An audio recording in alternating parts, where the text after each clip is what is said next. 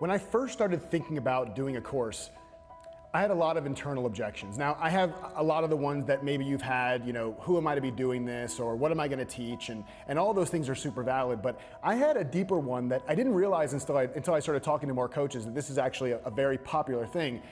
It's this fear that I don't want to put more noise into the world, right? I don't want to put another course out there, another thing that's, a $27 introductory thing, and we hope that somebody gets some kind of transformation out of it, but we can't know for sure.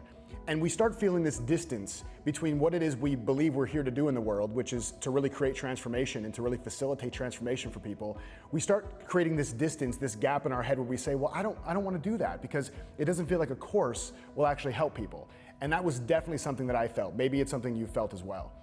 And so when I started thinking about this and I was really focusing on, and by focusing on I mean obsessing about, what I was going to teach in the course, and I finally slowed down one day and I asked myself, why do I believe this rule that came out of nowhere, that a course has to be something that's just consumed by somebody on the other end of a screen, and that's the end of our interaction? Why do I feel like a course has to be something where I'm strictly selling information? And I couldn't find a good reason as to why I believe that. So I asked myself, what is it that I'm really good at? Where is it that I really get the most transformation with people? And it was obvious, and you all know the answer, it's through coaching. So why did I have this view in my head that coaching was apart from and not a part of the course that I wanted to create? And it blew my mind. And you may be listening to this and saying, well, yeah, of course, idiot. Of course you can bring the two things together. I'm not as smart as you. I'm a little slower.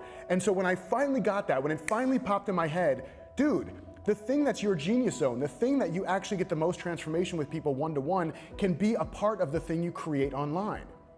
And to me, that was the biggest part of really creating a transformational course instead of just another piece of noise out in the world, was asking myself, how do I integrate myself? How do I sell not just more information, but how do I instead give people intimacy? How do I give them access to me?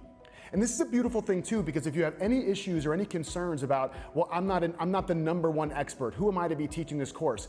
This wipes that out for good, because you don't have to be the best. If you give people access to you, then you're giving people access to something that the biggest names in the industry, the number one experts, the ones that are doing 7 or 8 or 9 or 25 figures of money in their business, people will never get intimacy. They will never get access to people in those programs the way that you can give them access in your program. So for me, the biggest shift when I finally decided to redefine what a course looks like was to bring myself and my gifts into it, to have this merging, this hybrid, this beautiful model of interaction and transformation along with coursework, along with teaching. And I'm so happy that I realized that, because not only did it make it much more fun for me to create the course, but I'm absolutely 1000% positive that it created so much more transformation in the course, and also gave me 100% guarantee that people would want to continue working with me with the other offerings that I had in my business.